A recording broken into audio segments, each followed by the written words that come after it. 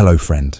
Tonight, we travel to a time when the world was young, when the earth itself seemed to whisper secrets to the wind, and humankind stood on the edge of a breathtaking transformation. Imagine a time when no city yet existed, no written words, no kingdoms or kings. Yet, in the silence of ancient valleys, something miraculous began to stir. The birth of culture, the first spark of civilization. Thousands of years ago, long before history was ever written, our ancestors stood beneath the endless sky, surrounded by wild forests and untamed rivers. They were not yet farmers or builders, not yet kings or poets, but they carried within them the seeds of everything that was yet to come. The art they painted deep inside caves, the songs they hummed beside the fire, and the stories they whispered under the stars. All these were the first echoes of what we now call humanity. It was during this forgotten dawn that humankind began to awaken, not in body, but in spirit. They learned to dream, to imagine, to create. They began to bury their dead with care, to look to the heavens for meaning, and to build the invisible threads that would one day weave our entire world together. Tonight, we will walk beside them. We will hear the whisper of stones, the murmur of the wind across the ancient plains, and the first heartbeat of civilization itself. As you listen, let your mind drift across time, back to that sacred moment when humankind first learned what it meant to be human. If you find peace in these quiet stories of the past, dear listener, don't forget to like this video, share it with someone who loves history, and subscribe to join us again beneath the soft glow of time. Now, let us begin the story. The Stone Whisperers, the birth of culture and civilization. They say there was a morning when the world itself seemed to hold its breath. The wind had stilled, the rivers moved in silence, and the rising sun poured golden fire upon a land that had not yet known a city, a law, or a name. It was a moment suspended between wilderness and wonder, between the long shadow of the Stone Age and the faint shimmer of the world yet to come. The people of that time lived as the earth dictated. Their homes were the mouths of caves, their walls made of stone and shadow. Their fires burned small and careful, like fragile stars against the dark. Nights were long and winters unforgiving, yet within their hearts something had begun to stir. A strange and restless light that no storm could put out. Generations had passed with little change. The hunter's path was known by heart. The gathering of roots and berries followed the rhythm of the seasons, and each dawn mirrored the last. But now, something was shifting. It began not with tools or weapons, but with thoughts. Faint, flickering thoughts that carried questions no one had asked before. Why did the seasons change? Where did the stars go when the clouds covered the sky? What waited beyond the hills? For the first time, curiosity became as vital as hunger. The human mind began to open like a flower toward the sun. The old world, ruled only by survival, started to crack at the edges, and through those cracks came imagination. They began to notice patterns, the shape of the moon, the tracks of deer, the growth of plants. Knowledge began to form not from chance, but from observation.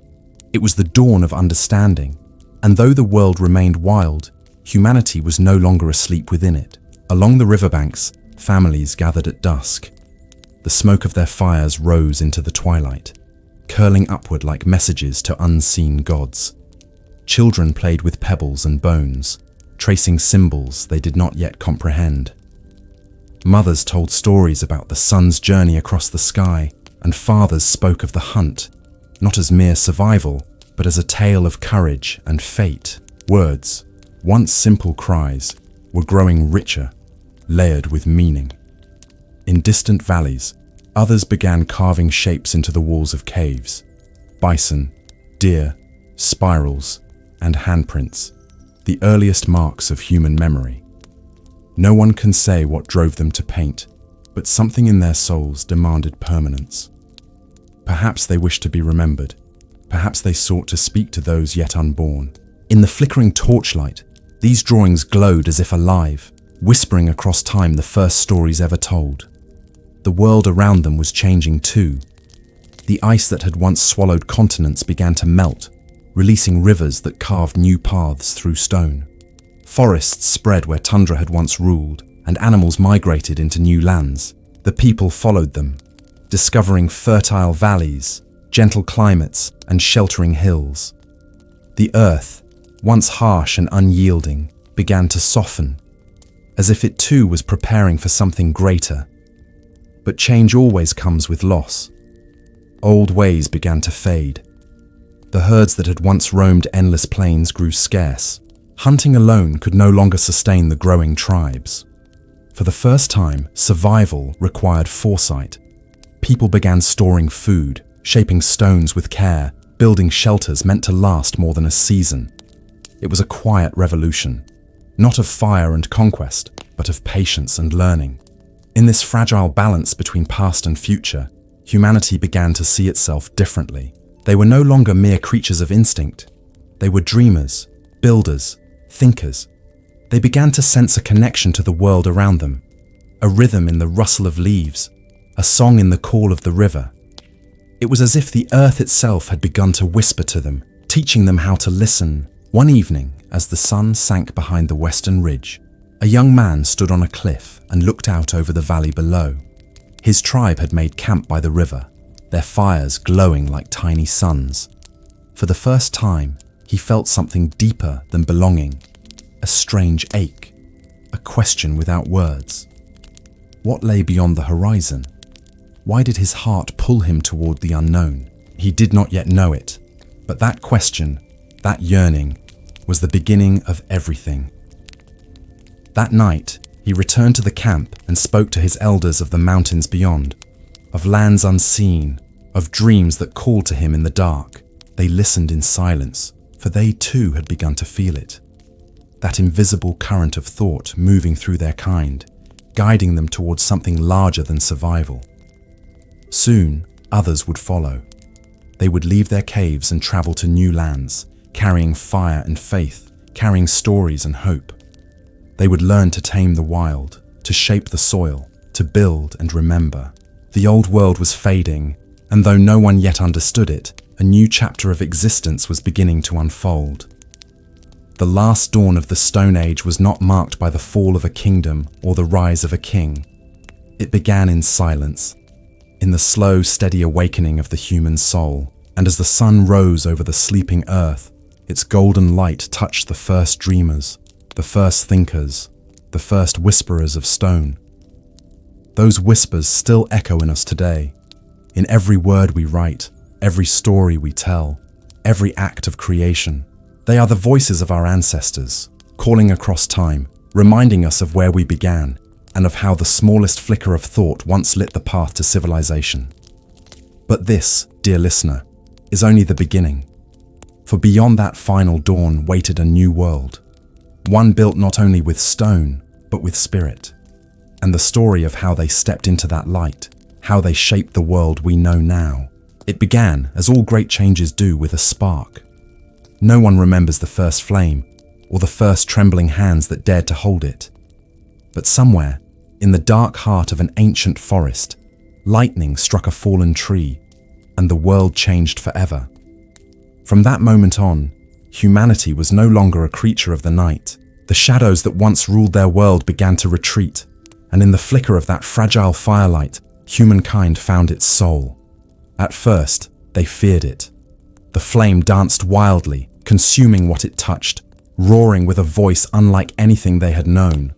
It could destroy, devour, and leave nothing but ash.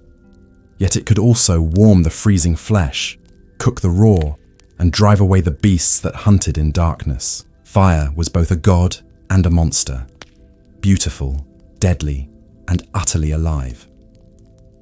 The first who dared to tame it were not warriors or leaders, but dreamers. They watched it with reverence, whispering to it as if it were a living spirit. Slowly, with trembling patience, they learned to feed it gently. Dry twigs, a handful of grass, a breath of air. The flames obeyed, curling upward like golden serpents, warming their faces, glinting in their eyes. And for the first time in all of time, humanity sat in a circle of light, no longer huddled in fear of the dark. Fire became the heartbeat of their nights. Around it, they gathered after long hunts, sharing food, laughter, and silence. The sparks rose into the sky like tiny stars, and they began to imagine that perhaps the heavens were fires too, burning far above them. The world grew smaller, more familiar. The endless cold of night no longer seemed eternal. They began to carry embers in hollowed stones, guarding them like treasures. When storms came, they hid the fire under shelters of rock. When the tribe moved, one among them always carried the flame, wrapped in bark and ash, keeping it alive. Fire became the thread that bound generations together, the invisible bridge between past and future. As the years passed, it changed more than their nights. It changed their minds. With fire, they could cook food, softening roots and meat that once tore their jaws. Their bodies grew stronger, their health steadier, their days longer. But more than that, fire brought time. It gave them evenings to sit and think, to speak and dream. In the glow of the hearth, the first true stories were born. Children listened wide-eyed as elders spoke of the spirits of flame and wind. They told of heroes who stole fire from the sky, of beasts who feared its touch, of ancestors who watched from the smoke as it rose to the heavens. In these quiet moments, humanity began to weave the first strands of myth. Each spark carried meaning. Each shadow on the wall became a symbol. Firelight changed the way they saw one another. Faces glowed with warmth and expression. Eyes caught reflections of thought. Around those early hearths, the first sense of community began to bloom. The tribe became more than a group of hunters. They became a family. The fire was their heart, and its warmth was their bond. But fire was not only comfort. It demanded respect. Too much, and it consumed. Too little, and it died. They learned balance, patience, and care. These were lessons that would echo through all ages. The understanding that power and destruction were twins, that control came only with wisdom. As time passed, they began to use fire not only to survive, but to shape. They hardened their wooden spears in its heat, carved bones more finely, and discovered that certain stones, when touched by flame, changed color and form. It was the first hint of transformation, the beginning of craft. The hearth became sacred.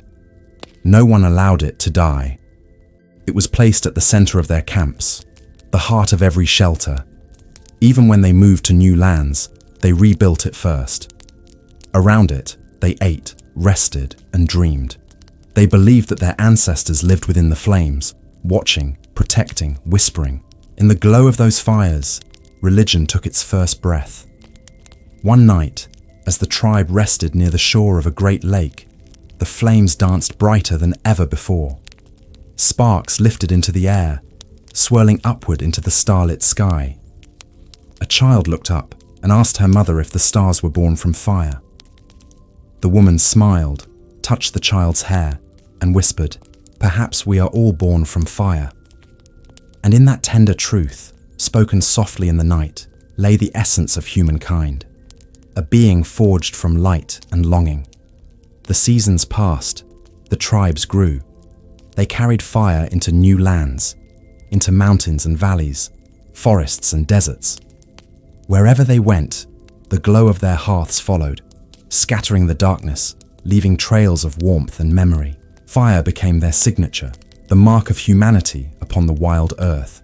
In time, the hearth was no longer just survival, it was home. It was where love bloomed, where stories were told, where laughter echoed and tears fell. It was where the tribe gathered, not out of need, but out of choice. In its glow, they found belonging. And yet, deep within those flames, another truth was waiting. The knowledge that what they could create, they could also destroy. That light and ruin walked side by side. It was a truth that would follow humanity forever, from the first campfire to the furnaces of empires. But in this age, long before kingdoms and war, Fire was still sacred. It was a teacher, a guardian, a friend. Its warmth told them that even in a cold and wild world, there could be safety. Its light told them that darkness was not endless, and its voice, the quiet crackle and sigh, told them that the world was alive and listening. Somewhere deep in the wilderness, another spark was kindling, not in the wood, but in the human heart. The same hands that fed the fire would one day build temples and towers. The same eyes that watched its glow would one day look upon the stars and wonder. For now, though, the people slept by their hearths, wrapped in the gentle light of their own creation. The night outside was vast and silent, but within that circle of warmth, something eternal had begun. Humanity had found its first companion, a flicker of light that would guide them through the darkness for thousands of years to come. And as dawn crept over the horizon, painting the ashes gold, the first flames of civilization glowed softly in their hearts. The age of fire had begun, and nothing would ever be the same again. No one remembers the first hand that reached for the stone wall. No one recalls the moment a trembling finger dipped into earth and ash, mixing color from the dust of the world itself. Yet somewhere, in the silence of a forgotten cave, humanity left its first whisper to time. A mark, a story, a declaration that they were here. The caves were their sanctuaries, deep hollows carved by nature, hidden from the wind and the beasts of the open plain. Inside those stone chambers, the air was cool and damp, heavy with echoes. Every sound lingered, a footstep, a breath, the soft crackle of a torch. To enter such a place was to step into the heart of mystery, into the very pulse of the earth. It was in this shadowed stillness that the first artists were born. They were not called artists, of course. They had no word for art, no concept of creation, and yet, something inside them longed to express what words could not yet hold. The hunt, the seasons, the spirits that moved unseen through the trees. The cave walls became their canvas, the torchlight their only sun. At first, they painted what they saw: the great bison, the swift deer, the curve of a hunter's spear. They ground red ochre and charcoal, mixed with fat and clay, pressing it against the stone until life seemed to breathe from the surface. The figures moved in flickering light, shadows dancing over them, as if the animals themselves had returned to life for a moment. But soon, it became something more. The drawings were not only memories, they were prayers. Each stroke of color, each mark upon the wall, was made with intention, with reverence. When they painted a bison, they whispered words of thanks. When they traced their hands in outline, they were not simply making art. They were leaving a part of themselves behind, binding spirit to stone. The flicker of flame turned those walls into living stories. As the tribe gathered, the cave transformed into a place of ceremony. The paintings glowed, the air thick with smoke and breath. The elders chanted softly, their voices echoing through the tunnels. The younger ones watched in awe, learning not only of animals and hunts, but of memory, of connection, of soul. No one knows what they truly believed, but the walls tell us what mattered most. In the depths of Lascaux, in the darkness of Altamira, in countless caves now lost to time, the same visions repeat: animals running, hunters chasing, spirals turning endlessly, like the cycle of life itself. They painted not only to record, but to understand. In every line and curve, they searched for meaning, for harmony between life and death. And sometimes between the drawings, you find hands, dozens of hands, pressed in pigment, reaching out from the past. Some small, some large, all fragile. They reach toward us across millennia, silent but unmistakably human. Those prints say, without a single word, we were here. We lived. We dreamed. The act of painting changed them. It demanded patience, focus, imagination. It forced them to look beyond what was visible, to shape thought into form. In those caves, humanity's inner world began to take shape. The mind became a place of images, not just instincts. The imagination, that invisible fire, had been lit. Sometimes they painted alone, guided by the flicker of a torch. Other times the whole tribe joined, drums of hollowed wood beating softly, chants rising with the smoke. They believed that the animals drawn on the walls held power over the real ones outside. To paint was to summon, to bless, to honor. The cave became a bridge between the seen and the unseen, between the living and the spirit world. There is a strange stillness inside those ancient halls even now. If you were to stand in one today, you might still feel it. That quiet hum of memory, that breath of ancient creation. The handprints still cling to the walls, the ochre still glows faintly red. Thousands of years have passed, and yet the art has not died. The stone remembers. Outside, the world moved forward. Seasons changed, herds migrated, rivers shifted. But within those caves, time stood still. The artists left no names, no signatures, only visions. They did not paint for fame or reward. They painted to be part of something eternal, something that would outlive flesh and bone. One can almost imagine the moment after a painting was finished. The artist steps back, torchlight trembling in their hand, watching as the walls seem to breathe. The air smells of smoke and earth. A hush falls, and in that silence, for just an instant, they understand what it means to create, to bring something into being that did not exist before. It is the first brushstroke of eternity.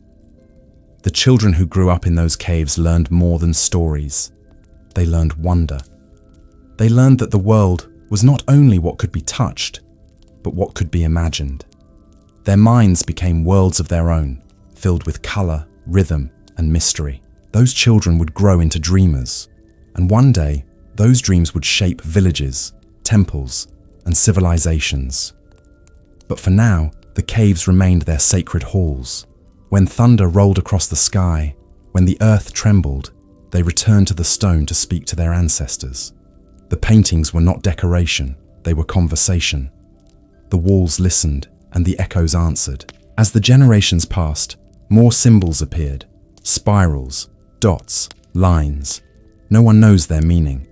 Perhaps they marked seasons, perhaps they told stories, or perhaps they were early forms of language.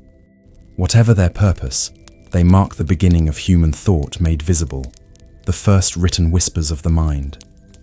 It is strange to think that from these dark and hidden places would one day emerge the light of art, music, and belief. The same urge that drew them to paint in the shadows would later drive us to build cathedrals, to carve statues, to write books. Every artist, every storyteller, carries within them the echo of those first cave painters. And so, the caves remain, silent, ancient, eternal. 1,000 fires have burned and died since those first torches, but their light still flickers in us. We still seek to leave our mark, to tell our story, to be remembered.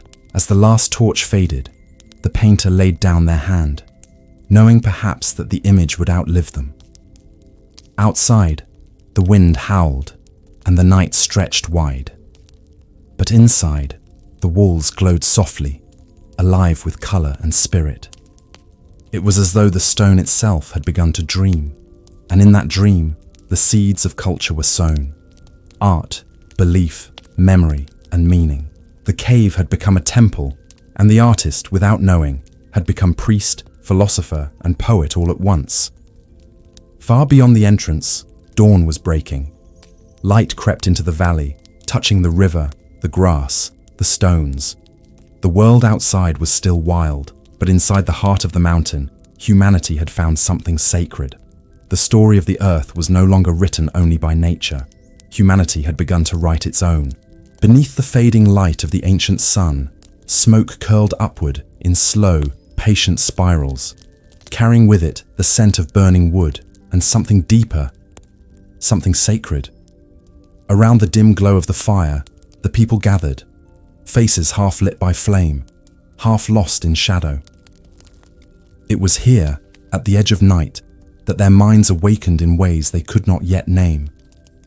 The fire was not merely warmth or safety anymore. It had become something greater, a keeper of stories, a silent teacher, a doorway between what was and what could be.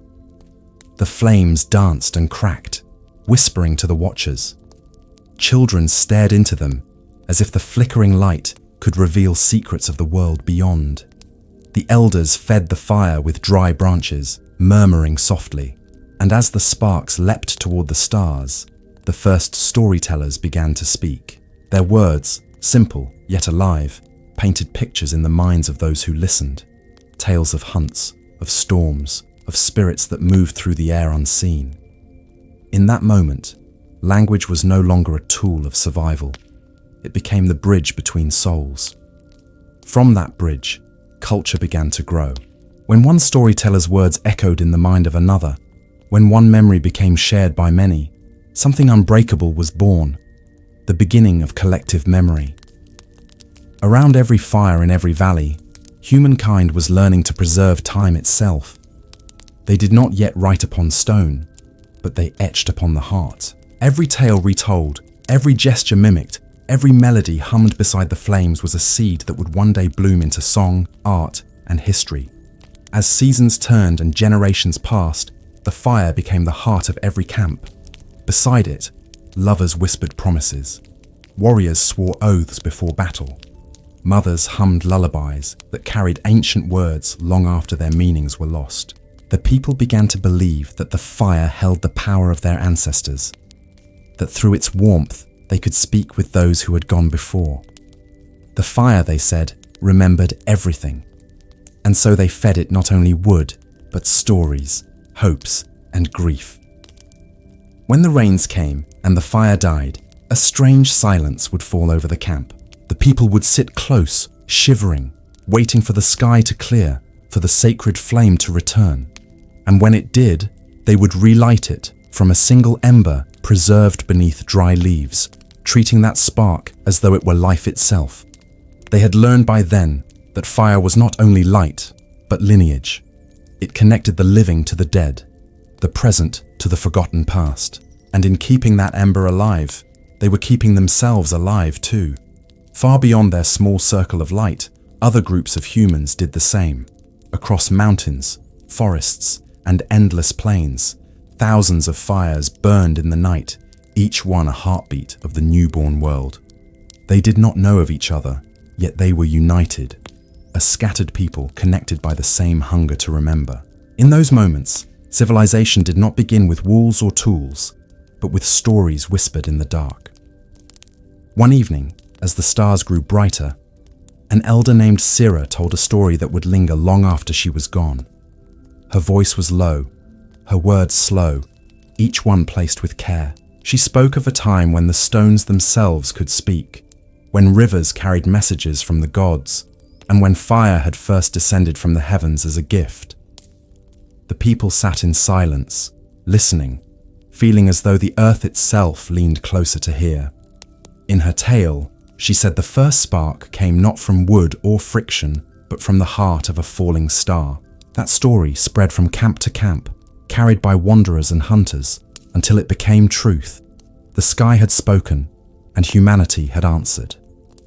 Generations later, no one remembered Sira's name, but her story endured. It was told again and again, changing with each voice that carried it.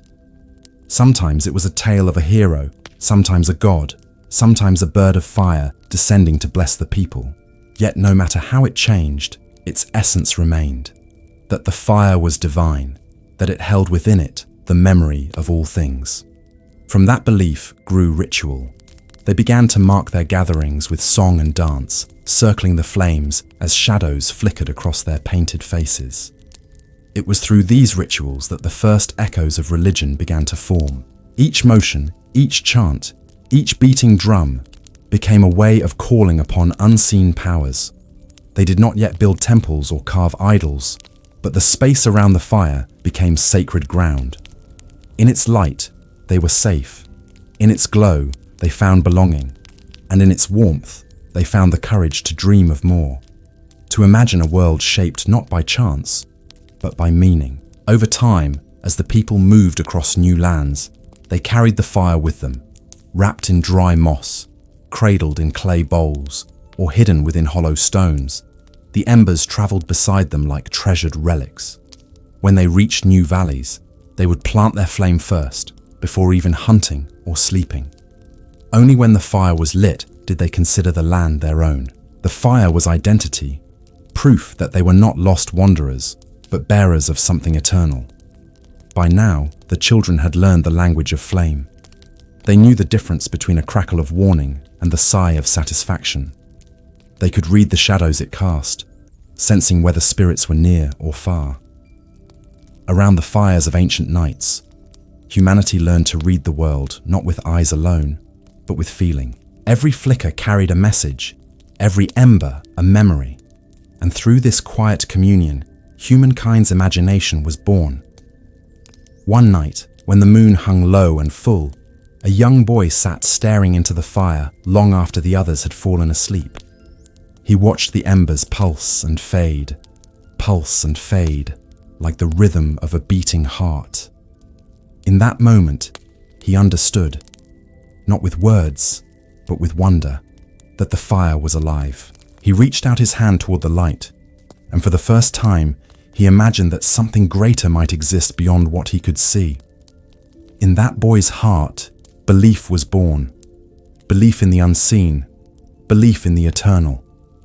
The next morning, he would grow into a hunter, then an elder, then a story himself. But that night, by the glow of the fire, the human soul found its reflection, and from that reflection came everything. The first myths, the first gods, the first spark of civilization. And as the fire crackled on, as shadows danced across the cave walls, humanity's oldest companion kept watch, whispering softly to the stars, "Remember me, for I remember you." Long before the first city rose, before a single word was ever carved into stone, humankind had already begun to speak through color and form. Deep within the earth, in caverns hidden from the eyes of the sun, they painted. Not for glory, not for fame, not for any reason we might name today, but because their hearts demanded to remember. The dark walls of the caves became their silent canvases, their whispers made visible, their dreams preserved in ochre and ash. It began perhaps with a handprint, a single palm pressed against cold stone, surrounded by the faint dust of crushed mineral. Red, black, yellow, white, the colors of earth itself. They blew pigment through hollow bones, leaving behind the shadow of their hands as if to say, "I was here. I lived. I touched this world." These marks were not just decoration, they were identity, presence, a quiet defiance against time, each one a heartbeat frozen in stone.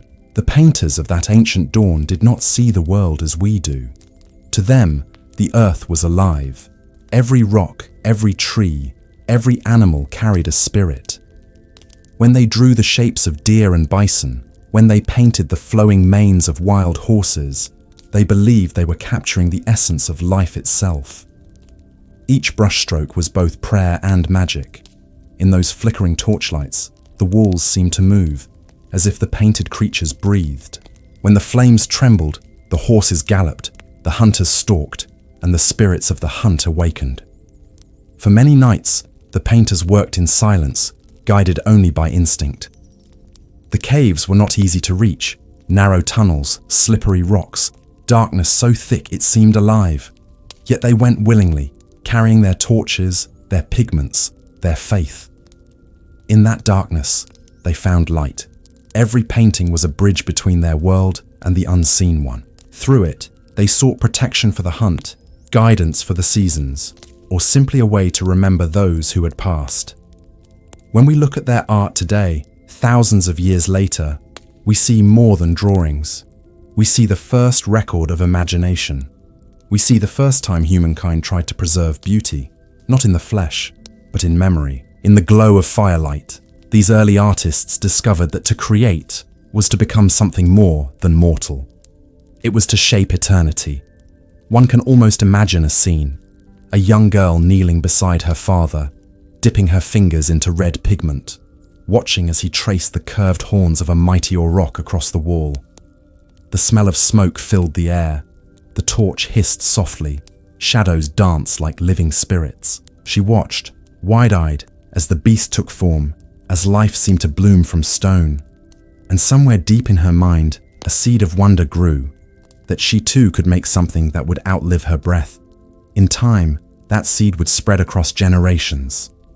The art of one hand became the inheritance of another. Each painter built upon the visions of those before them, their symbols slowly becoming language, a spiral, a line of dots, a pattern of hands. These were not random. They were meaning. Messages passed from one century to the next, from one tribe to another. They did not write in letters, but they spoke in shapes, and those shapes carried power. Outside the caves, life was harsh. Storms came without warning, winters bit deep, and hunger was a constant companion. Yet inside those hidden sanctuaries, time seemed to pause. The walls glowed with stories, not of despair, but of hope, courage, and belonging. In their art, they found a kind of immortality. Long after bones turned to dust, their visions endured. The walls became their witnesses, their voices eternal. As the centuries unfolded, some groups began to travel far beyond their homelands, following herds and rivers to lands no human had ever seen. But even as they moved, they carried their art within their memory. When they reached new caves, they painted again, sometimes copying the same animals, sometimes inventing new ones.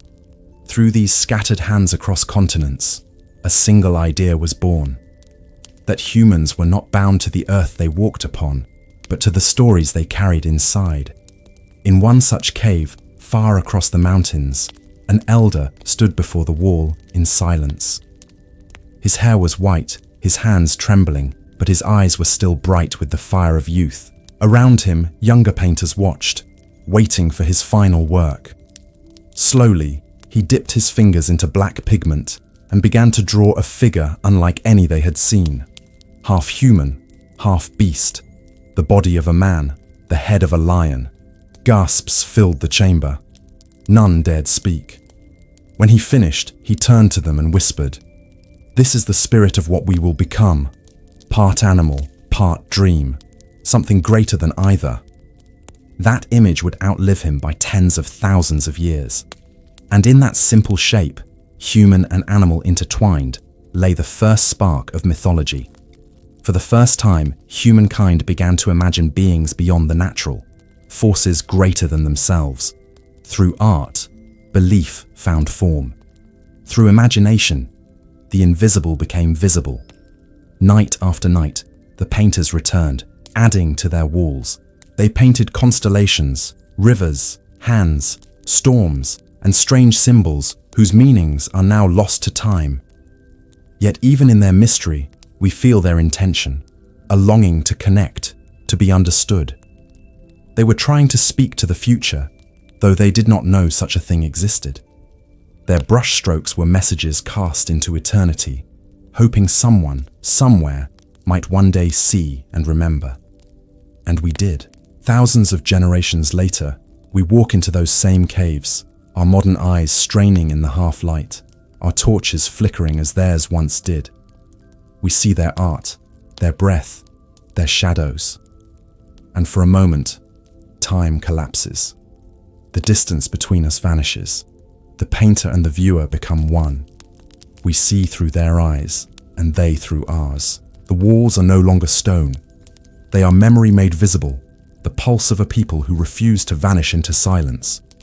But perhaps the most haunting part is not what we see, but what we cannot. Somewhere deep within those caves, there are paintings we will never find, lost to collapse, to time, to darkness too deep for light. Yet even unseen, they exist in spirit. They remind us that not all creation is meant to be found. Some art belongs only to the world that birthed it, to the whispers of the ancients, to the breath of fire and smoke that once lit those eternal nights. And so, as we gaze upon the painted walls of forgotten ages, we understand something profound. Civilization did not begin with stone cities or metal tools.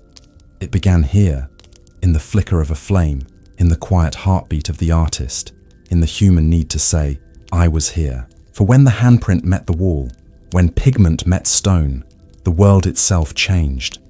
Humanity had learned to dream not only in thought, but in form. And from that moment on, we would never stop painting. Not on walls, not in words, not in memory. In the quiet of the ancient night, when the stars hung heavy over the forests and rivers, humankind began to gather in ways they had never done before. The fire, once simply a source of warmth and protection, had become a center of life, a place where stories, art, and memory converged. Around the flickering flames, the first ceremonies took shape. Unspoken rituals, gestures carried out with care, whispers of respect to forces they could not yet name. These gatherings were more than survival. They were the first glimmers of culture, the first seeds of civilization. The people had learned that the world was more than what they could see, more than what their hands could touch. Thunder rolled across the sky, lightning split the trees, and the winds howled through the mountains. These were not merely natural events. They were signs, messages from a world they only partly understood. And so they began to act, to honor, to ask, to speak through movement, through sound, through the silent language of ritual. Ceremony was born, quietly, almost unconsciously, but with purpose that would echo for millennia. In the heart of the tribe, elders led the way. Their movements were slow, deliberate, precise. Hands raised to the sky, bodies bent to the earth, voices rising and falling in patterns that seemed older than memory. The young watched and learned, imitating the gestures and tones, feeling the power in the rhythm, sensing the unseen presence in the air. Even the children, wide-eyed and silent, understood that something important was happening, something that connected them to the fire, to the earth, to each other, and to those who had come before. Each ceremony began with the fire. The flame, carefully nurtured, fed with dry wood, its sparks rising to the heavens, became the symbol of life itself. Around it, the people formed circles, passing smoke and ash with reverence. They painted their bodies with ochre, rubbed symbols into their skin, marked themselves with patterns of meaning that could only be understood in the stillness of the moment. They sang, sometimes alone, sometimes together, their voices weaving into a song that belonged as much to the universe as it did to them. It was in these moments that humans first felt a connection to something greater, something eternal. The rituals were often tied to the cycles of life, birth, death, the changing of seasons. When a child was born, they were brought to the fire, touched with embers and ash, surrounded by song and blessing. When a hunter returned with a kill, the offering was placed carefully beside the flames. Prayers murmured for the spirit of the animal. When a loved one passed, the ashes of the fire were carried across the land, marking the journey from life to the unseen world. In every act, in every gesture, the people were weaving meaning from the chaos of existence. Over time, the ceremonies grew more elaborate. Drums made of hollowed wood and stretched skins echoed in rhythm, guiding movement and breath. The sound carried across valleys and forests, calling the tribe together, summoning attention to the sacred space. Torches flickered in the darkness, casting shadows that danced like spirits upon the walls, as if the fire itself were participating in the ritual. In those long nights, the line between the material and spiritual worlds began to blur, and the tribe felt the presence of powers they could not yet describe, yet instinctively understood. The symbolism of the fire became central. It was not merely light and warmth anymore. It was the heartbeat of the tribe, the invisible thread connecting past, present, and future. Every ember that rose into the night sky was a message, a prayer, a memory carried to the heavens. The people began to see themselves as part of a greater whole, each life a note in the endless song of existence, each handprint on stone, each painting, each story, each ritual a verse in the unfolding poem of humanity. They also began to recognize the power of place. Certain caves, riverbanks, hills, and groves became sacred, not for the beauty alone, but for the sense of presence, the feeling that the spirits of the earth, sky, and ancestors lingered there, Ceremonies conducted at these sites were infused with meaning beyond the immediate, and over generations, these places became anchors of memory and culture. The landscape itself became a tapestry of sacred spaces, each one holding echoes of countless rituals and stories. As the people moved through these practices, they discovered more than just connection. They discovered order. Ceremony taught patience, timing, and attention. It taught them to observe the world, to read the rhythms of nature and the patterns of the animals they depended upon. It instilled a sense of responsibility, showing that every action, every gesture, could carry consequence. And in this shared understanding, the social fabric of the tribe was strengthened. Bonds of trust and unity forged around the hearth and in the shadowed groves. In addition, ceremony became a vehicle for imagination and storytelling. Masks carved from wood and bone, feathers and clay allowed individuals to embody animals, spirits, and ancestors. Dances acted out the hunt, the storm, the journey of life, blending reality with myth. The young learned history and survival in movement and song, long before the invention of written language. They learned to respect both the seen and unseen worlds, understanding that survival was not merely about hunting, but about harmony, balance, and reverence. Even as they expanded across valleys, mountains, and plains, these rituals traveled with them. The fire, the dance, the song, the offerings, all were carried across the landscape, adapted to new environments, but retaining the essence of meaning. In this way, the foundation of culture spread far beyond the reach of any single tribe, laying the groundwork for complex societies yet to come. Human beings were learning that to exist was not enough. To remember, to honor, and to connect were just as necessary. Ceremony was the thread that wove all of these elements together. Night after night, under the endless sky, the people returned to their sacred spaces. The smoke of the fire rose in spirals, echoing the paths of stars above. Shadows danced and flickered, merging the present with the past. And in those moments of ritual, when breath and movement, fire and song were perfectly aligned, the human soul first touched the eternal. The tribes began to understand that their lives were part of something larger, and that the acts they performed in devotion, in remembrance, and in reverence could ripple through generations. And so, in the flickering light of countless fires, under the watchful gaze of ancient stars, humanity discovered the power of ceremony. It was more than habit, more than superstition. It was the beginning of conscience, of collective identity, of culture itself. It was the first time people looked beyond survival and recognized the sacred in the world and in themselves. In every rhythm, every chant, every offering, the people found connection to each other, to the earth, to the sky, and to the vast, unseen realm of memory that stretched beyond the present. Through ceremony, they began to remember not only the events of their lives, but the lessons of countless ancestors, the wisdom of the animals, and the patterns of nature itself. They were no longer simply surviving. They were understanding, reflecting, and creating meaning. And in that understanding, civilization began, quietly, slowly, and profoundly. As the last embers faded into the night and the tribe drifted into sleep, the fire still whispered. Its warmth carried stories, its glow held memory, and its presence reminded them that though the world was vast and often cruel, there was a thread of continuity, a bond of ritual, and a spark of something eternal that no darkness could ever extinguish.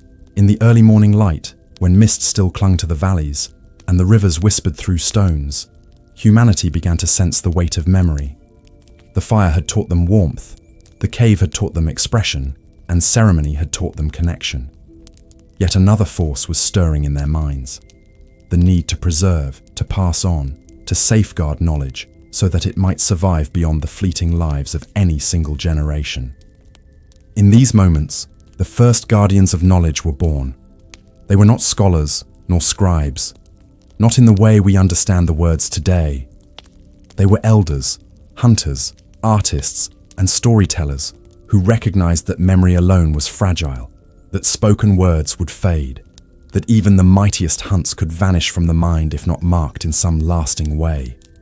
And so they began to mark, on stone, on bone, on clay, and on walls, the lessons of life, the secrets of survival, the stories of the tribe. Each mark was deliberate, each image infused with intent. Every stroke was a thread linking the present to the past and the future. These guardians understood that knowledge was not merely power, it was the pulse of continuity. They observed the patterns of animals, the rhythms of the seasons, the flow of rivers and the movements of stars. They passed these observations to the young, sometimes in song, sometimes in gesture, sometimes through drawings on walls. The caves echoed with their teachings, the fire danced with their instructions, and the very earth seemed to respond to the care they took in remembering. It was not an easy task. Knowledge, like fire, could be lost in a single careless moment. A storm could destroy a shelter, a predator could scatter a group, a word could be forgotten in the passage of sleep. And yet, the guardians persisted. They became the living libraries of their tribes, repositories of experience and imagination, ensuring that each generation could inherit not only survival skills, but also the wisdom of countless lives before them. In a cavern high above a river valley, one such guardian traced the marks of the hunt across a rock face. He outlined the shape of a deer in careful ochre, marking the direction of the herd, the best points for ambush, the signs of movement in the grasses. Beside it, he painted symbols of caution, a fallen tree, a sudden river bend, a hidden predator. To a casual observer, it was art. To the tribe, it was a lesson in life and death, a map written in images that only those who had been taught could fully read. The children watched intently, their fingers brushing the painted rock as if trying to absorb the knowledge through touch. They were learning not only the shapes and symbols, but also the rhythm of thought that accompanied them. Patience, observation, attention to detail, and respect for the balance of the world. Every mark on the wall, every echo of the elder's voice, was a spark planted in young minds, ready to ignite when the time came. Guardians also understood the importance of ritual in preservation. Knowledge could not be imparted in haste or neglect. It required ceremony, repetition, and reverence. And so, lessons were often woven into the rhythms of song and movement. A story about a great hunt became a dance around the fire. A warning about floods became a chant that echoed through the valley. Through repetition, the knowledge became memory, and memory became tradition. The tribe learned not only facts, but patterns of thought, ways of seeing, and the capacity to imagine beyond the immediate moment. Even in these early times, the guardians grasped that some knowledge was sacred. Secrets of the hunt, of medicine, of survival, and of the spirit world were reserved for those deemed ready. The children of understanding, the initiates of awareness. This was not secrecy born of fear, but of care. Knowledge carried responsibility, and those who bore it first had to learn humility, patience, and respect. Mistakes could be fatal. Misuse could unravel the fragile fabric of life. Across mountains and plains, similar practices were unfolding. Different tribes, separated by distance, began to develop systems to remember and pass down their wisdom. Some left intricate carvings on stone, others etched signs on bones or shells. Some painted complex sequences of animals, symbols, and handprints. Across the ancient world, the first web of human memory was being constructed, a network of minds linked by sight, touch, and ritual, centuries before writing as we know it existed. The guardians also understood the value of storytelling. Tales were more than entertainment. They were vessels of instruction, warnings, and inspiration. A story of a storm that flooded the plains became a cautionary tale about seeking high ground. A legend of a cunning fox taught strategy, patience, and awareness. Even the myths of spirits and gods served a purpose. They encoded survival lessons, ethical principles, and knowledge of the natural world into narratives that were easy to remember and pass on.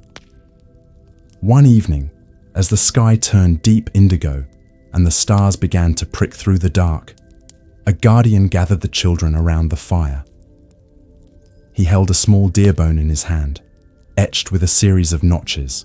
"This," he said, "remembers the days of hunting, the cycles of the moon, and the times we must plant and gather." The children watched, mesmerized, realizing that the simple marks carried meaning far beyond the surface. They were learning to read the world in symbols, to translate nature into knowledge, to preserve the invisible patterns of life in tangible forms. And so, from night to night, season to season, the work of the guardians continued. They recorded not just survival skills, but also the dreams of their people, the images painted on cave walls, the songs sung beside the fire, the rituals that honored the unseen forces of the world. In this way, culture was born, knowledge crystallized, and civilization's earliest foundations were laid. The guardians understood something profound, that to survive alone was fleeting, but to teach, to preserve, to guide the future was eternal. Sometimes in the silence between one story and the next, they would pause and look into the shadows cast by the fire. They sensed the presence of ancestors, of spirits, of time itself, and they whispered to them, promising to remember, promising to carry forward the light of knowledge.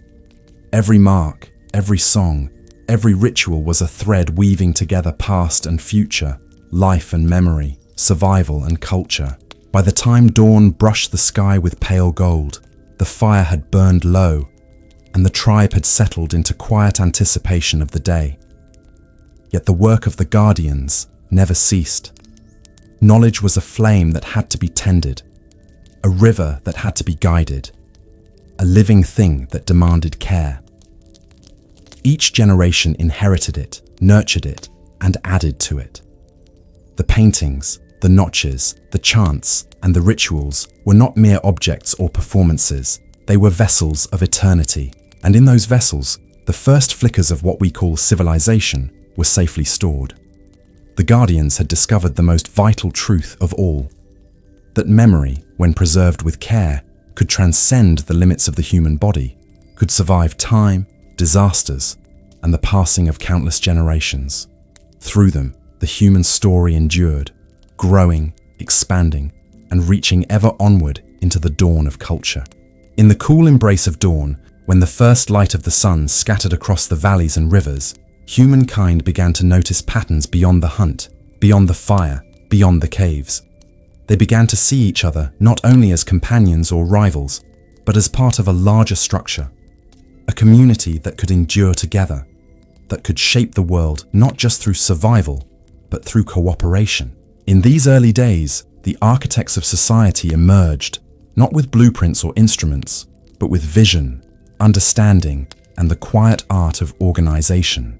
They observed the rhythms of nature and the rhythms of human life, and they began to recognize the power of structure. Certain individuals became natural leaders, those whose insight, courage, and wisdom inspired trust.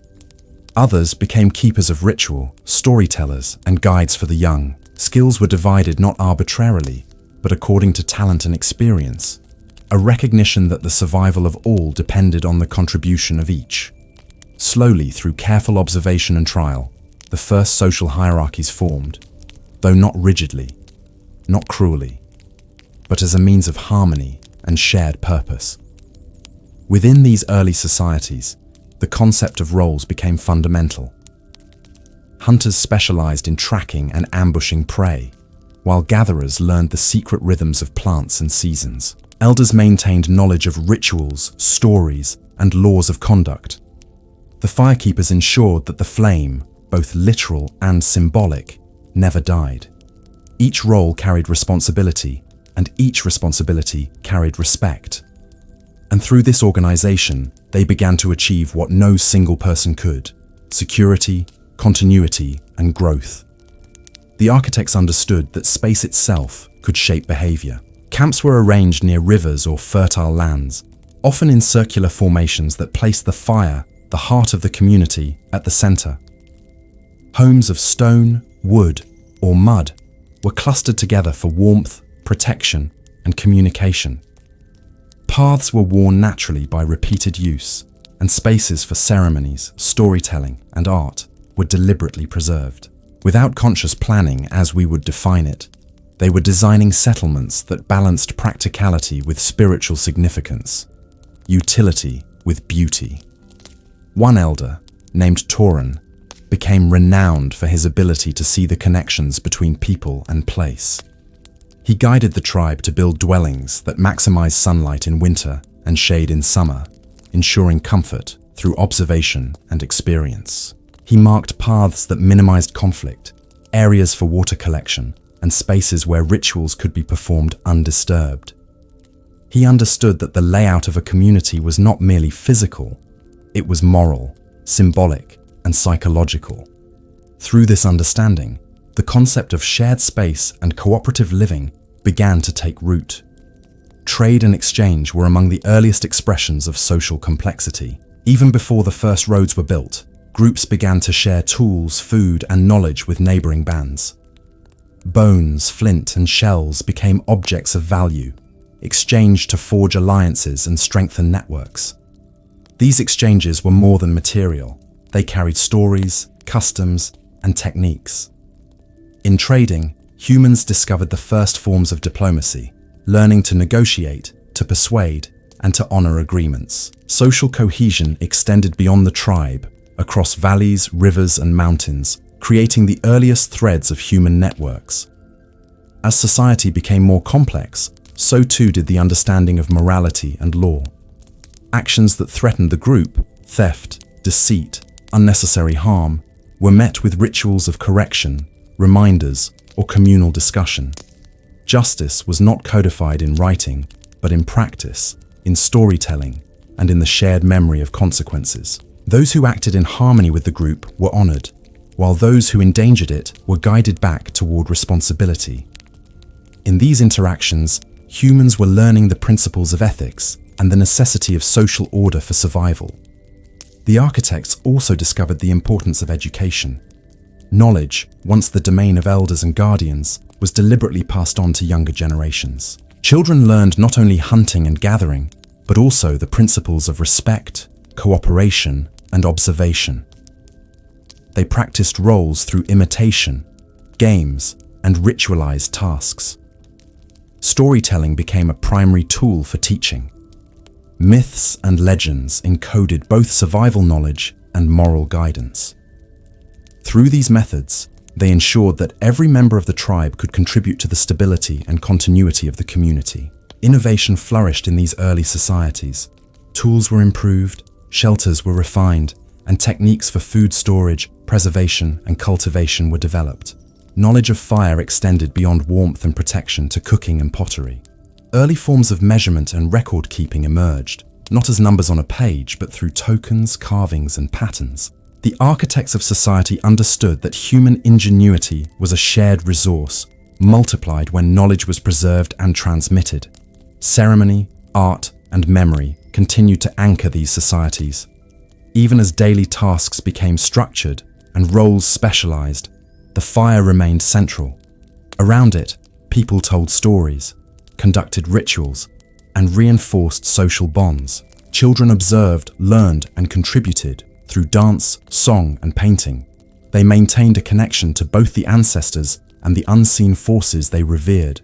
These traditions became the glue that held the social fabric together, balancing the practical needs of survival with the spiritual and emotional needs of the human heart. One evening, as the sun set behind distant hills and the river reflected crimson light, Toran gathered the tribe. He spoke softly of the lessons embedded in their everyday lives, that every action had consequence, that community depended on respect and cooperation, that the earth and sky must be honored. He reminded them that survival was more than hunting and gathering. It was learning to live together, to remember, and to build for the future.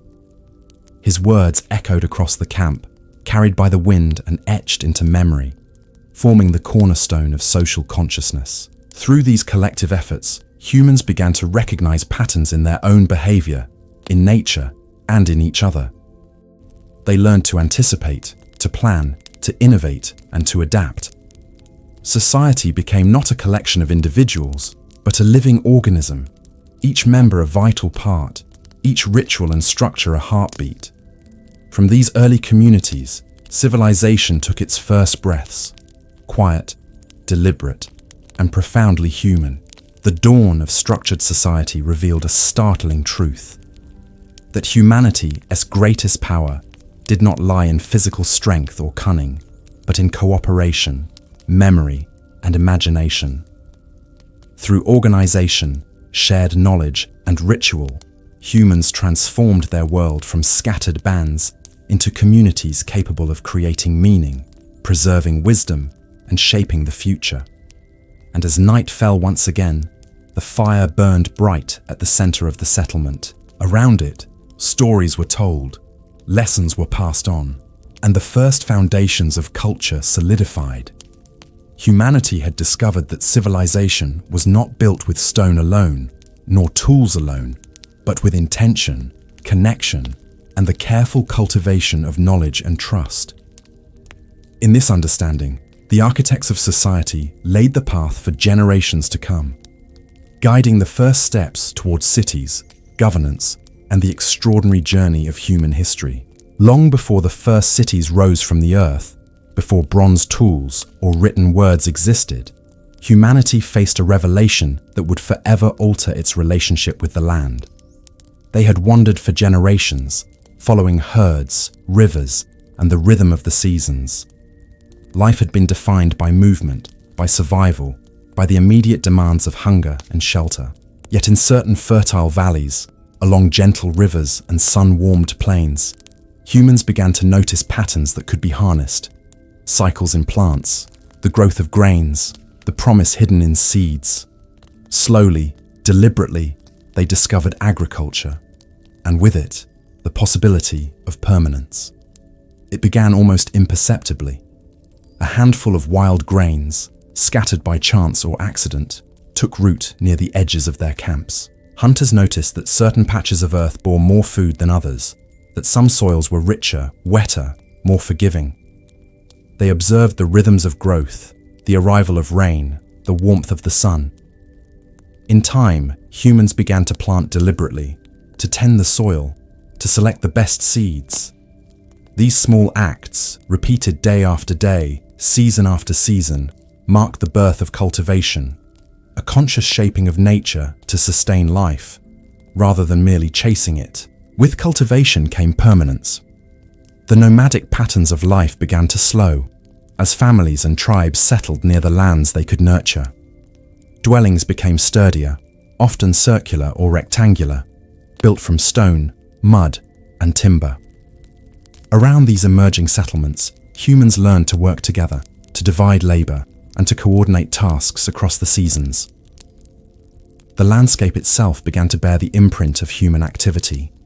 Plowed fields, storage pits, irrigation channels, and granaries for harvested grains. Each act of tending the land reinforced social bonds, created shared responsibility, and built trust among community members.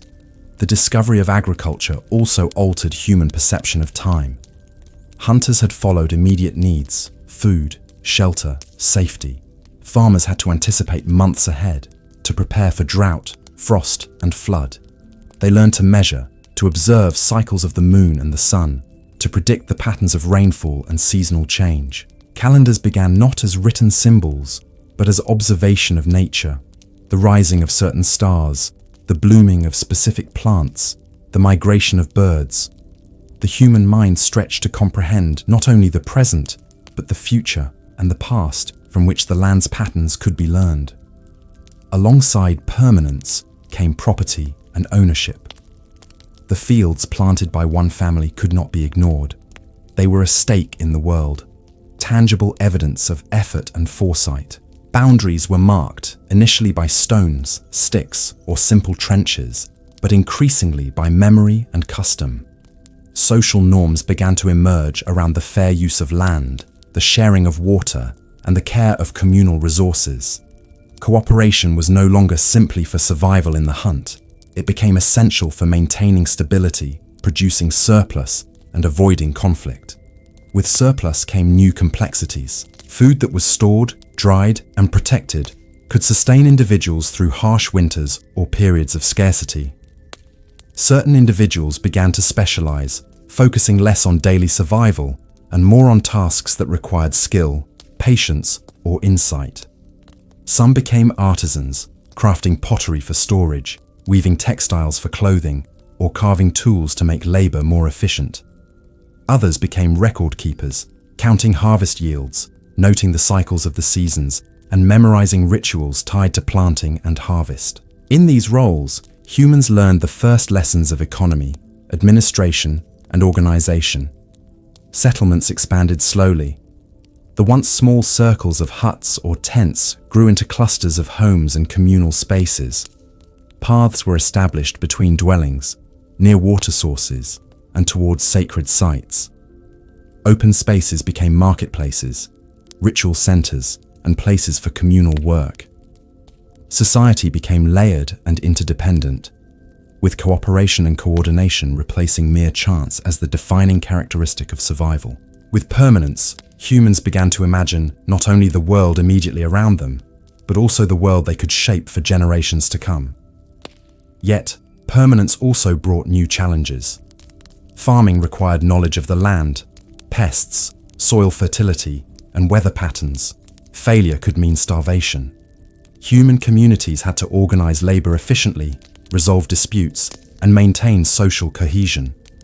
Disease became a concern as settlements grew, drawing humans closer together. Conflict arose over access to the richest lands, water, and resources. These challenges demanded innovation, diplomacy, and shared responsibility, lessons that would shape the social structures of every civilization that followed. The act of planting, too, held symbolic meaning. Humans began to link the cycles of nature to the cycles of life and death.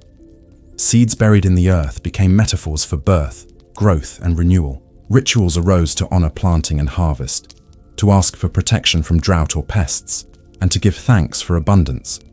Festivals of planting and harvest became communal celebrations, intertwining practical necessity with spiritual meaning. Agriculture was not merely an economic or survival tool, it was the foundation of culture itself, shaping thought, ritual, and social cohesion. Knowledge continued to be preserved and passed down. Guardians and elders taught the young not only how to plant and harvest, but also how to interpret the land, to observe natural patterns, and to respect the balance of life. Written language had not yet emerged, but symbols, markings, and storytelling ensured that wisdom endured. Children learned through imitation, practice, and observation, ensuring continuity and refinement with each generation. The seeds sown in the earth were mirrored by the seeds sown in human memory. One evening, as the sun sank behind distant hills and the river mirrored the crimson sky, a small child knelt beside a freshly planted row of grain. Her fingers pressed gently into the soil, feeling its warmth and texture, marveling at the tiny seeds that held the promise of food, life, and community. Beside her, her father touched the same soil, whispering lessons learned over decades: how to protect the young plants from frost, how to water them wisely, how to watch for signs of disease. In that simple act, planting, observing, and teaching, humanity realized a profound truth. The future could be shaped, nurtured, and safeguarded. From these early settlements grew not only sustenance, but imagination, social order, and creativity. Human beings learned that the land was not merely to be followed, but to be cultivated. They discovered that permanence brought stability, opportunity, and complexity. They began to understand that survival was intertwined with foresight, that labor could be organized, and that knowledge, when carefully preserved, could transform generations. And so, the first villages rose from the earth, humble yet profound. Paths traced by feet, walls built with intention, fields sown with care, each element a testament to human ingenuity, cooperation, and vision. Humanity had taken a decisive step towards civilization, turning the ephemeral patterns of nature into lasting structures of life. Through seeds, both literal and metaphorical, they planted the beginnings of society, culture, and history itself. Even as the night fell and the fire's glow faded, the promise of permanence endured. The seeds in the earth would sprout, the knowledge in the minds would grow, and humanity would continue to shape the world, not merely for survival, but for meaning, continuity, and the extraordinary journey yet to unfold. As the sun rose over the early villages, casting long shadows across fields, homes, and riverbanks, humanity stood at a crossroads. The knowledge of agriculture, ceremony, and social organization had provided stability, yet the restless mind of humankind sought more. They were no longer content with merely surviving or maintaining permanence. They yearned to shape the world in new ways, to bend stone, wood, and fire to their imagination. In these restless hours, the first sparks of innovation ignited, and with them, the foundations of technology and artistry were set. Innovation began in simplicity, often by accident. A sharp stone chipped in just the right way could cut meat faster, scrape hides more efficiently, or carve wood into more effective tools. Humans observed patterns in nature, the way branches could be combined to create shelter, how clay hardened in fire, how water could move objects or soften soil. From observation came trial, from trial came improvement, and from improvement came a growing understanding that the material world could be molded to human intent. Among these early innovators were hunters who noticed the elasticity of sinew and the weight of bone.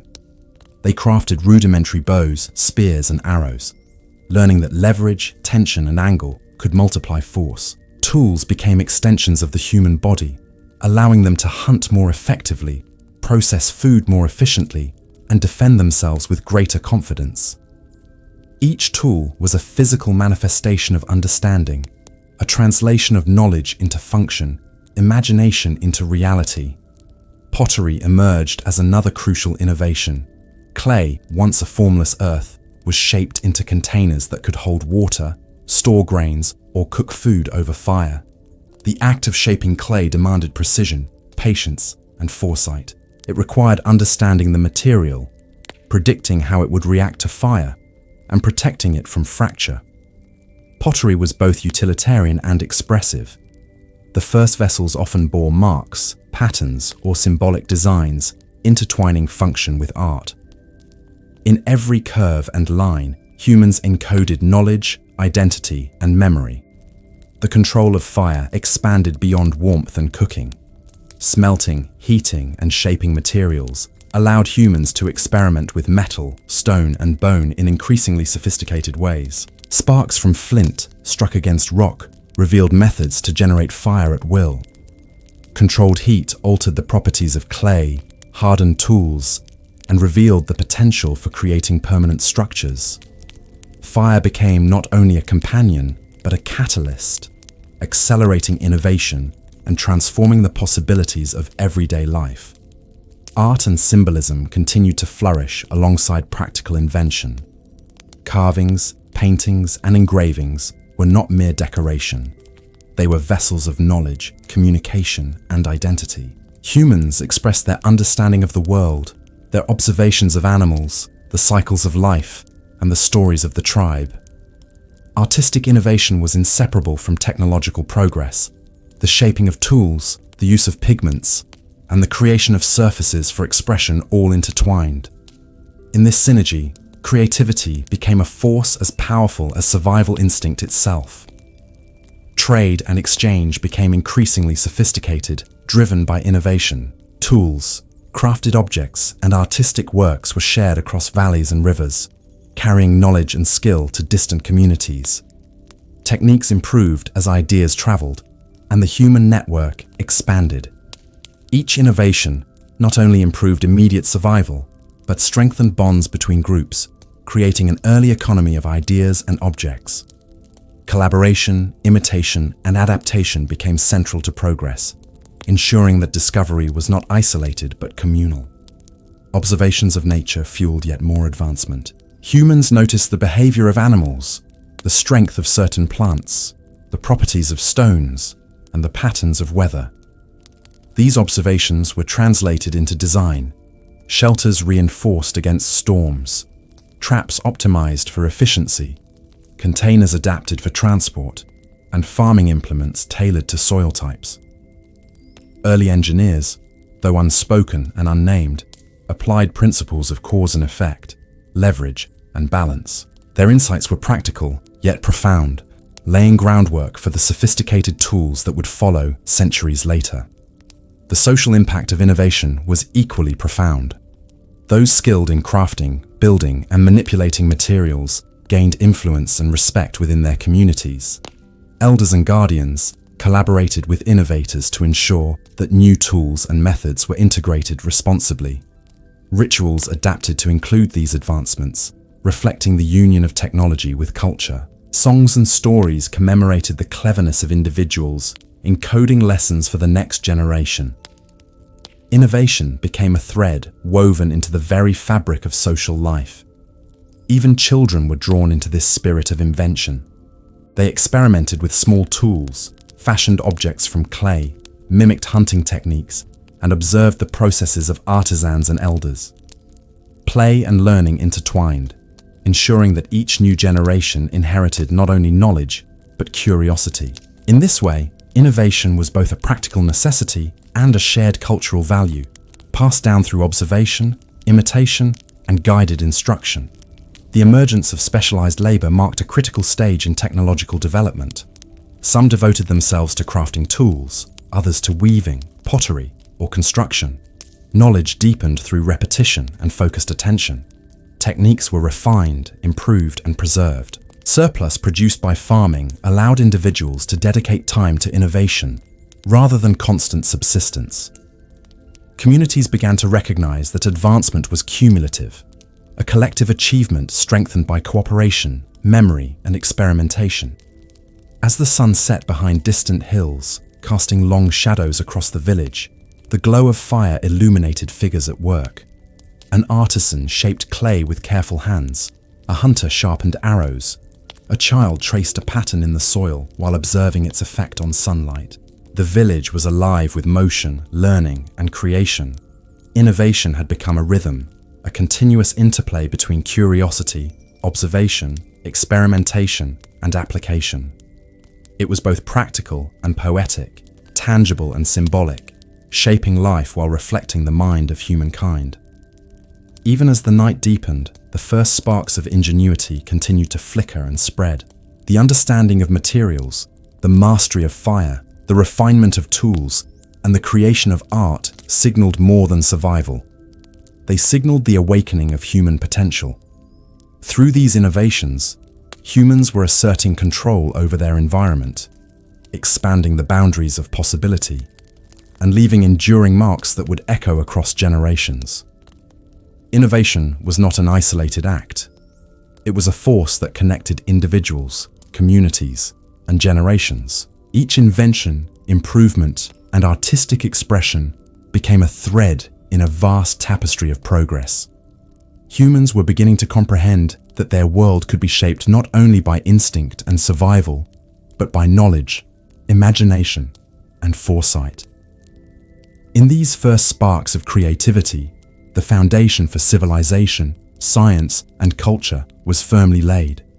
And as the night embraced the village, the fires glowed softly, reflecting on tools, pottery, and carvings. Shadows danced across walls and ground, mimicking the motion of human thought, curiosity, and hands. The architects of the future had begun their work. Through observation, experiment, and artistry, humankind had discovered the extraordinary potential of innovation, a force that would carry them from survival in the wild to mastery over their environment, and eventually toward the complex civilizations that would shape history for millennia. As twilight descended upon the earliest settlements, painting the sky with streaks of crimson and gold, humans began to perceive dimensions of existence beyond the tangible. They had mastered fire, shaped tools, cultivated land, and organized society, yet an inner curiosity stirred, a questioning of life, death, and the unseen forces that seemed to govern the world. In these quiet, reflective hours, the awakening of spirit began, marking the emergence of religion, ritual, and symbolic thought that would shape the very essence of human culture. The natural world had long inspired awe. Thunderstorms rolled across valleys with a voice that commanded respect. Rivers carved paths that seemed intentional, guided by unseen hands. The stars traced patterns across the night sky that hinted at order beyond human comprehension. Humans, with minds newly capable of abstract thought, began to seek meaning in these patterns, to find connections between the cycles of nature and the cycles of life. They sensed that some forces were beyond human control, yet deeply entwined with survival, prosperity, and social cohesion. Early rituals emerged as a response to this awareness. Fire became more than a tool, it became sacred. The flickering flame was honored as a giver of warmth, protection, and transformation. Offerings of food, stones, or crafted objects were made at the hearth, in caves, or along riverbanks, each act symbolizing respect, gratitude, or supplication. Songs and chants accompanied these rituals, creating rhythm and memory, binding the physical and spiritual worlds. These practices transformed ordinary life into acts of reverence, embedding meaning into labor, sustenance, and daily cycles. Graves and burials reflected another dimension of spiritual awakening.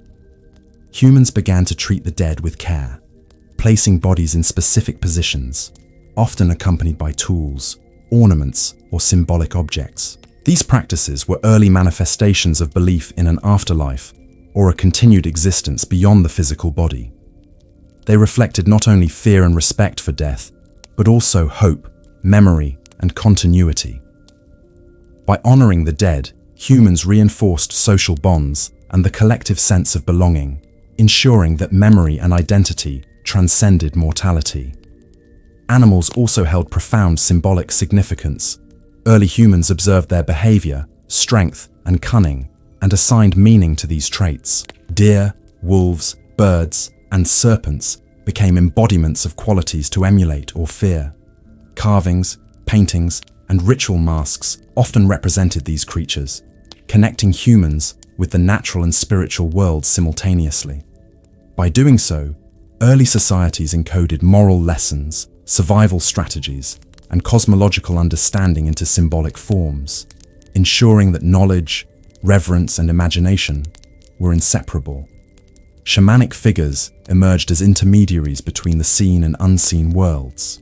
These individuals, often gifted with exceptional memory, intuition, or charisma, guided rituals, interpreted omens, and mediated disputes.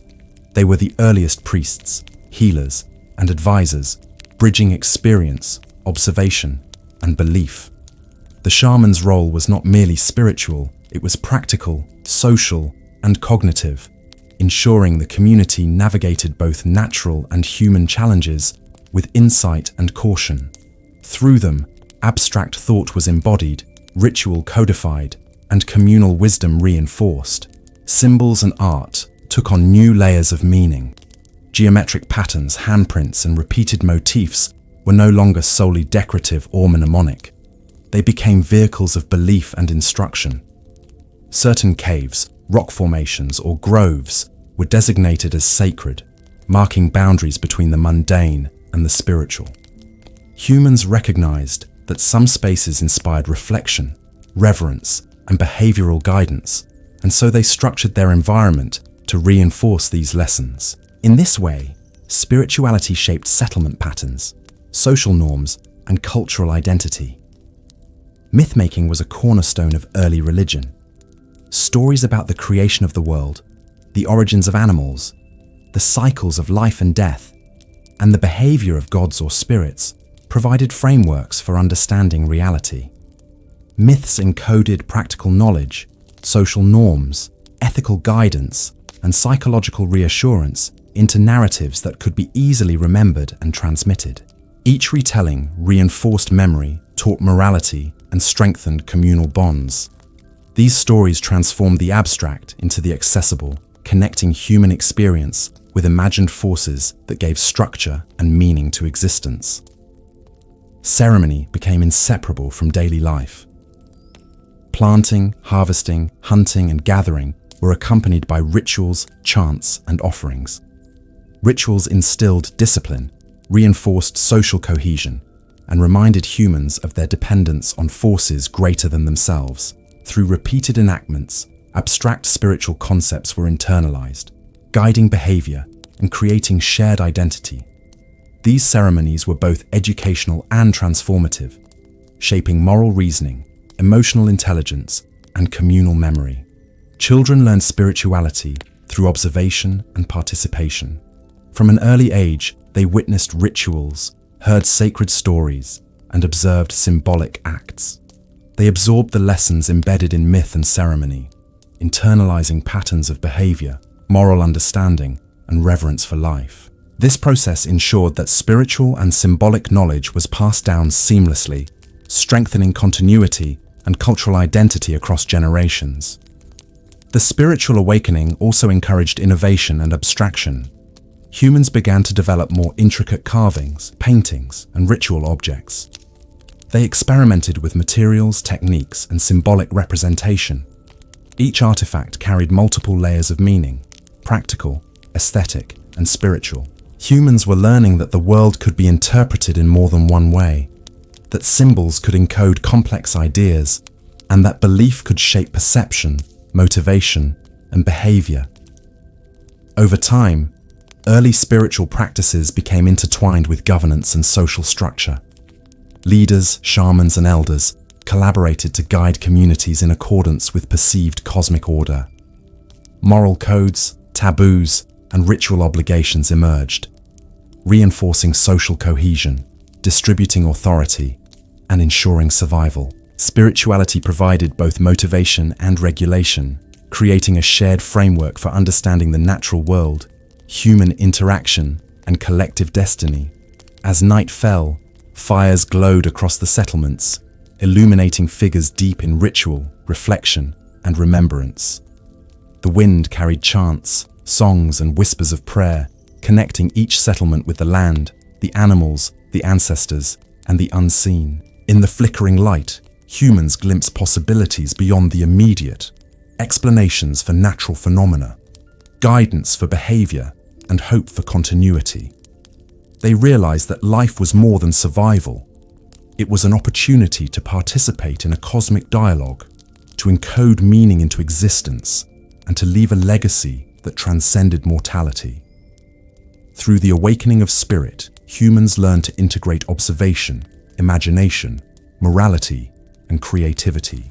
They recognized the unseen forces that shaped their world and their communities, giving rise to systems of belief that guided behavior, inspired art, and structured society.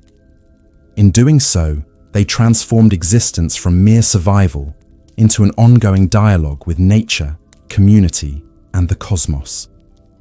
This profound leap, invisible yet enduring, laid the foundation for philosophy, ethics, and the earliest forms of religious thought that would resonate through millennia.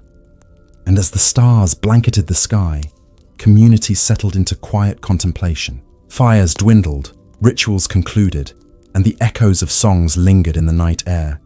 Yet the awakening of spirit had taken root. Through symbols, stories, and ceremonies, humanity had begun to understand itself as more than flesh and survival instincts. They were beings capable of reflection, reverence, and creation. From this moment onward, life was not merely lived. It was interpreted, celebrated, and given profound meaning.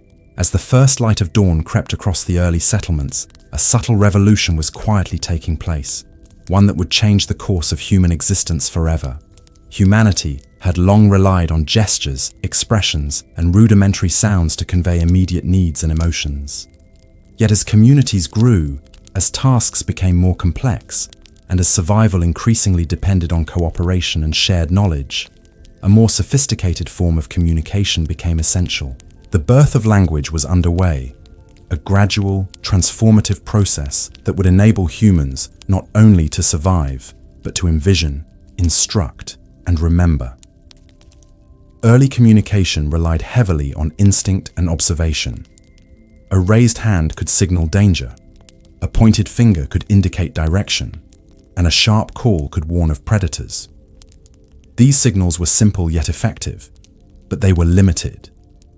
They conveyed only immediate needs or emotions and could not encode abstract thought, complex instructions, or distant events. As humans encountered increasingly intricate challenges, coordinating hunts, managing agriculture, or transmitting rituals, they began to develop more nuanced sounds, gestures, and symbols to convey meaning across space and time. The first words were likely concrete and functional, names of objects, animals, or family members, basic commands for gathering or hunting, calls for attention or alarm. Over time, these words multiplied, combining to form simple phrases, enabling humans to express sequence, causality, and intention. The process was gradual, iterative, and communal, shaped by repeated use, imitation, and refinement. Each generation contributed, adding nuance, flexibility, and creativity, and in this collective effort, language began to emerge as a powerful tool for thought and organization. Storytelling became one of the earliest applications of this emerging language. Around the fire, humans recounted hunts, migrations, and encounters with the wild. Tales carried both practical knowledge and emotional resonance. Which rivers were safe to cross, which animals were dangerous, and how to prepare for seasonal change. Yet these stories were more than survival manuals. They were the first vessels for culture, memory, and shared identity. Through narrative, humans could transmit lessons across time, link generations, and strengthen communal bonds. The spoken word had become a bridge between experience and imagination. Language also transformed social relationships. Names provided identity, phrases conveyed respect or warning, and conversation allowed negotiation, instruction, and coordination. Humans began to develop shared conventions, agreements about the meanings of sounds, gestures, and signals. In this way, language became a tool for cooperation, conflict resolution, and social cohesion. Communities could now coordinate complex tasks, building shelters, tending crops, organizing hunts, and performing rituals with far greater efficiency than ever before. Alongside spoken words, humans began experimenting with symbolic representation. Carvings, marks on clay or wood, and later pictographs extended the capacity of communication beyond immediate sound. Symbols could encode time, quantity, and events, serving as memory aids for ritual, trade, and administration. Though early writing had not yet been formalized, these proto-symbols represented an important cognitive leap, a recognition that language could exist outside the mind and the mouth as a tangible, lasting record of human thought. Children played a crucial role in the refinement of language. Through imitation, repetition, and experimentation, they absorbed the vocabulary, syntax, and rhythm of speech. They tested meanings, adjusted expressions, and learned to interpret tone, gesture, and context. In doing so, they ensured continuity, adaptation, and innovation. Language became not just a tool of survival, but a medium of imagination, creativity, and socialization. The younger generation, unburdened by tradition, often pushed the boundaries of expression, contributing to its evolution. Metaphor and abstraction soon emerged alongside concrete communication. Humans learned to describe not only objects and actions, but qualities, emotions, and relationships. The word fire could refer to warmth, danger, or even passion. A river could symbolize both sustenance and boundary. Animals could embody traits humans admired or feared. Language became a canvas for thought, allowing humans to encode perception, insight, and values. With these developments, humans were no longer merely responding to the world, they were interpreting it, teaching it, and shaping it through words. Language also facilitated the codification of ritual and morality. Instructions for planting, hunting, and harvesting could be shared with precision. Taboos, obligations, and social norms could be transmitted verbally. Sacred stories could be recited with consistent accuracy. In this way, language became both a practical instrument and a cultural anchor. Societies could now preserve knowledge with unprecedented fidelity, ensuring that survival strategies, ethical guidance, and spiritual beliefs endured across generations. The impact of language extended to cognition itself. With words, humans could plan for the future, reflect on the past, and conceptualize abstract ideas. They could imagine tools that did not yet exist, strategies for hunts yet to be attempted, and structures yet to be built. Memory became externalized. A story, a phrase, or a chant could carry complex knowledge across years and across communities. Thought became more structured, communication more precise, and collaboration more effective. Humans were entering an era in which the mind could reach beyond the immediate, projecting foresight, creativity, and imagination. Trade, diplomacy, and alliance building became more sophisticated as language matured. Sounds could now convey not just warning or instruction, but promise, negotiation, and persuasion. Agreements could be discussed, disputes mediated, and alliances forged across greater distances. Through conversation, humans expanded networks, strengthened intergroup cohesion, and created a foundation for the complex political and social systems that would arise in the millennia to come. Even the natural world became part of language. Humans observed patterns, cycles, and relationships, and assigned names, descriptors, and narratives. Seasons were labeled, animals categorized, rivers named, and celestial bodies recognized with stories. This linguistic mapping allowed humans to navigate, predict, and interact with their environment with increasing sophistication. Language was not merely a social tool, it was a lens through which humans understood the universe and their place within it. As night fell, fires glowed across the settlements, and the air was filled with the hum of conversation, song, and storytelling. Elders recounted ancestral journeys, hunters shared tales of the hunt, and children repeated words, experimenting with sounds and meanings. The night became a living classroom, a theater for memory, imagination, and guidance. In these moments, language demonstrated its transformative power. It was a bridge between minds, a repository of knowledge, and a vehicle for culture. Through language, humans discovered their most extraordinary ability to make the invisible visible, to convey thought, emotion, and knowledge across space and time. It allowed communities to cooperate with precision, preserve memory, instruct the young, and inspire imagination. With words, humans were no longer bound to immediate perception. They could reflect, plan, teach, and dream. Language had become both a tool of survival and a medium of civilization. And as the fires burned low, casting shadows on walls and ground, the echoes of speech, song, and storytelling lingered in the night air. Through language, humans had begun to master not only their environment, but themselves. Ideas, knowledge, and culture could now flow across generations, shaping identity, morality, and imagination. The spoken and symbolic word had ignited a transformation, one that would carry humanity from scattered settlements to enduring civilizations, from survival to reflection, and from existence to history.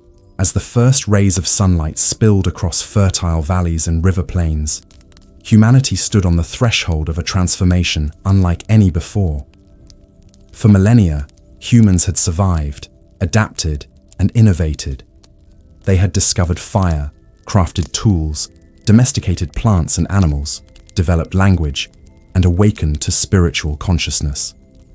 Yet all these achievements, remarkable as they were, converged toward a singular, profound evolution: the rise of civilization. It was a moment when scattered villages, modest innovations, and spiritual awakening combined to form structured, enduring societies, the first true civilizations, capable of shaping history and leaving enduring legacies. The seeds sown in earlier generations had begun to bear fruit. Agricultural practices had stabilized food supply, creating surplus that could sustain larger populations.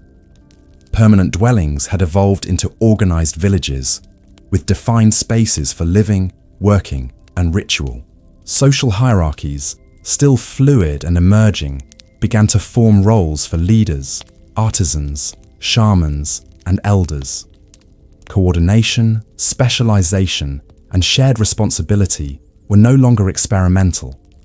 They were essential for managing the complexities of growing communities. Humans had learned that cooperation was not merely advantageous, it was survival writ large.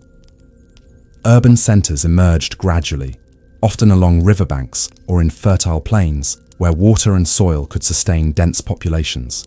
These proto-cities were modest in scale by later standards, but revolutionary in concept. Houses clustered together, forming streets and communal spaces. Storage facilities protected surplus grain, ensuring food security through seasonal variation.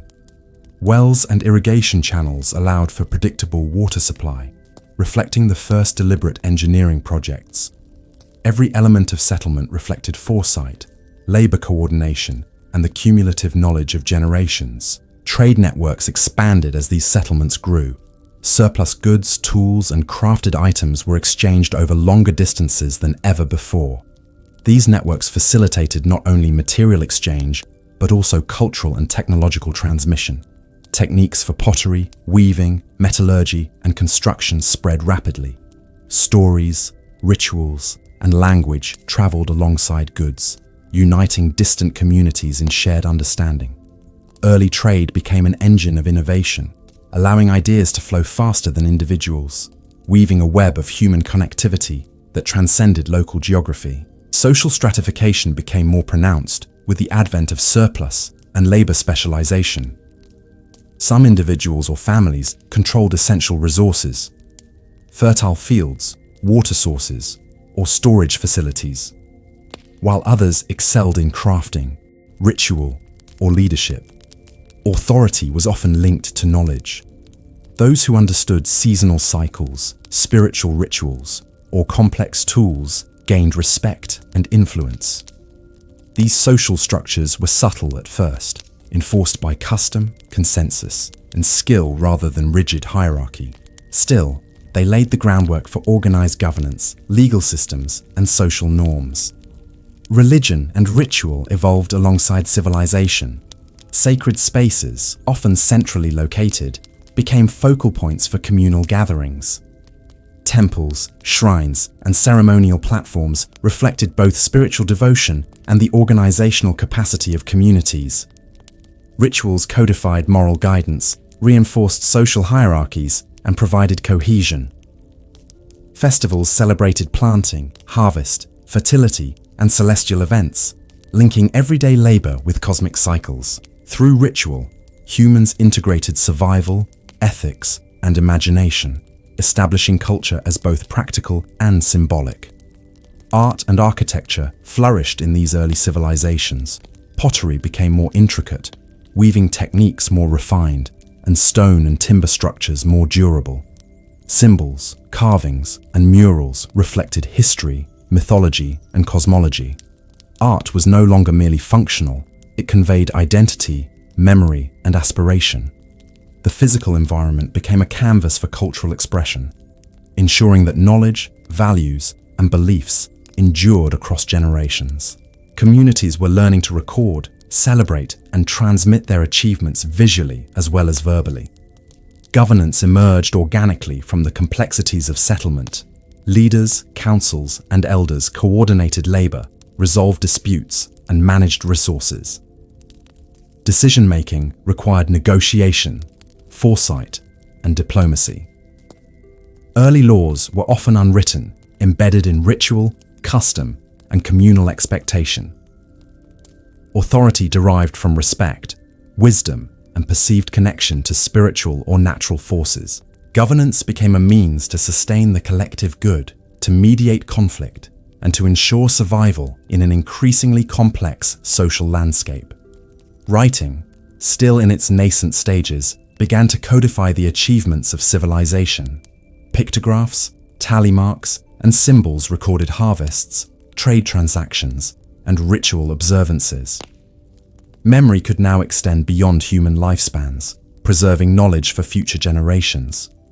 Writing amplified the power of language, allowing humans to plan, teach, and innovate with unprecedented precision.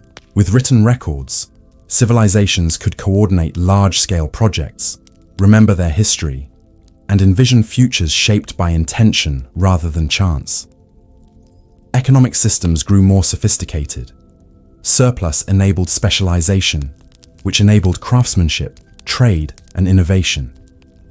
Communities developed standards of measurement, accounting methods, and systems of exchange. Barter and early forms of currency strengthened both local economies and inter-settlement trade. Economic interdependence fostered diplomacy, alliances, and shared technological advancement. The economy became both a practical necessity and a unifying social mechanism, linking production, distribution, and cultural exchange. Conflict and cooperation coexisted in this new landscape.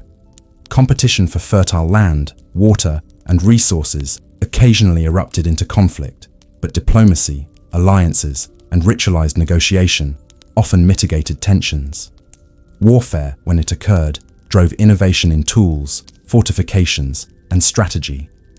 Communities learned that stability required both strength and wisdom, and that collective survival demanded negotiation as well as courage.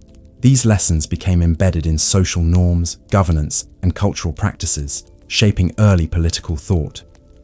Education became a community enterprise. Elders, shamans, artisans, and leaders transmitted knowledge in practical, ritualistic, and symbolic forms. Children learned agriculture, toolmaking, rituals, language, and social roles through observation, imitation, and guided instruction. Knowledge was cumulative, layered, and intergenerational, ensuring that each generation inherited not only survival skills but also cultural, moral, and spiritual understanding. Education became a key mechanism for sustaining civilization. By the banks of rivers, on sun-warmed plains, and among clustered dwellings, humans experienced the profound sense of permanence and potential. Civilization was more than villages, agriculture, or trade. It was a dynamic interplay of social, technological, spiritual, and artistic achievements. It transformed scattered communities into interconnected networks, fleeting settlements into enduring societies, and survival into cultural flourishing. Every tool, story, song, and ritual was a thread in a tapestry that would define humanity for millennia. As night fell, fires flickered across the settlements, illuminating faces deep in conversation, study, and ritual. The hum of language, the rhythm of labor, and the cadence of storytelling filled the air. Civilization had arrived not as a sudden explosion, but as the cumulative product of countless generations, of observation, experimentation, creativity, and foresight.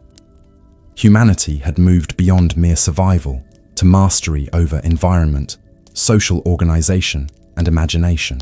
In this dawn of civilization, humans realized that their future was no longer dictated solely by nature.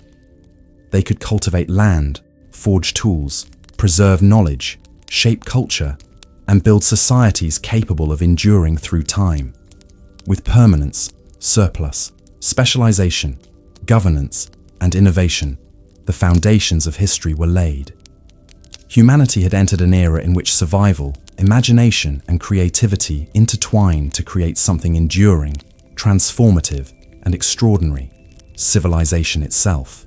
The fires dwindled, stars blinked in the vast sky, and settlements rested under the gentle hush of night. Yet the spark of human ingenuity, culture, and spirit continued to burn brightly. From the banks of rivers to the fertile plains, the dawn of civilization had begun, a beginning that would echo across centuries, shaping the destiny of humanity and illuminating the extraordinary journey from scattered tribes to enduring societies that could dream, build, and remember.